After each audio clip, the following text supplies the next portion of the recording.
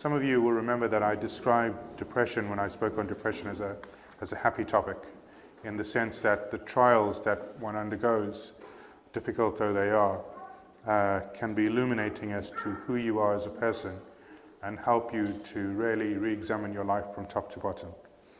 But today, as a psychiatrist, I'm going to speak a little bit about something a little different, a severe mental illness, in fact a group of mental illnesses that fall under the umbrella of psychosis.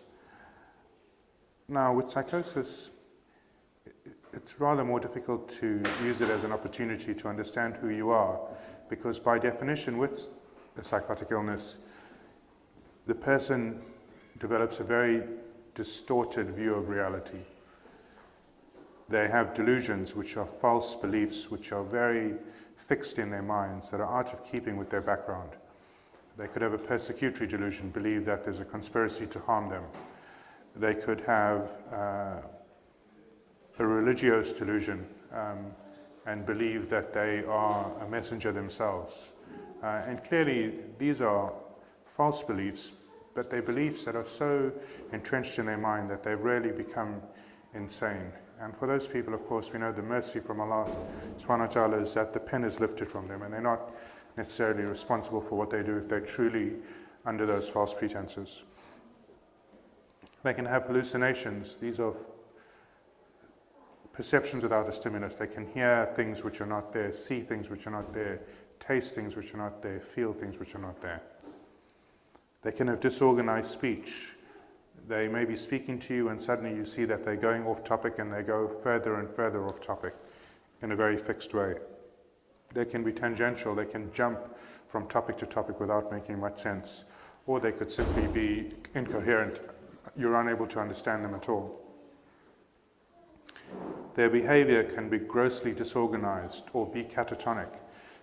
Catatonic meaning that they appear to be entirely unresponsive, even though they're awake. So you speak to them and they stare into the distance. You even touch them and they stare into the distance. And they don't appear to respond to seeing you either. Now these delusions and hallucinations are sometimes strangely called so-called positive symptoms. And the negative symptoms are a poverty of speech, a seeming inability to speak, avolition in terms of the fact that they appear to have very low motivation, or a facial expression that appears very flat. No matter what you say to them, whether it's a happy thing or a sad thing, they just look at you as if they are a blank sheet. They don't seem to have any facial expression. Now, the horror of somebody who's afflicted by this is experienced sometimes more acutely, not by the person themselves, who clearly have a distorted view of reality, but the people who love them around them. So the mothers of these people who are psychotic, the fathers, the brothers, the sisters, the sons, the daughters, struggle immensely to come to grips to understand what is going on and how to cope with it. And of course, we know that fear is a tool of the devil, of Satan, and that he uses it, we're told in the Quran, as a tool to make us fear his awliya, the people that he is close to, in order to distract us from the remembrance of Allah subhanahu wa ta'ala. And certainly I have seen how even people who believe in God, including Muslims, when they're faced with this horror, they see what their own faith truly is, and they then understand what their certainty is in Allah.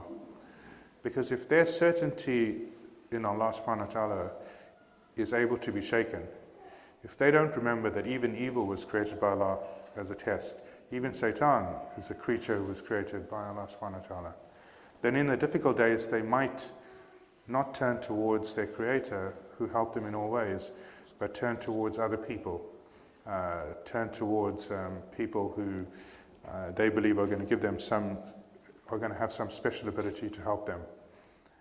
And even where the argument in terms of seeking help through somebody reading dua over you and reading the short surahs in the Quran is absolutely valid. Sometimes the people that they go to in seeking help are people who simply want to make money out of them and are not the people they should be going to. We can read these du'as in the Quran ourselves and ask good people to read them as well. So this test can bring out to the fore what your true view of your creator is and the people who are looking after the person who's psychotic. Now, what can forgive many people in terms of people being under misapprehensions, not fully understanding what psychosis is that even in the medical community, the understanding of psychosis and its manifestations and its causes is still developing. Some people will talk about an organic versus a non-organic psychosis. Organic implying that there's some sort of physical disease or damage which is causing this.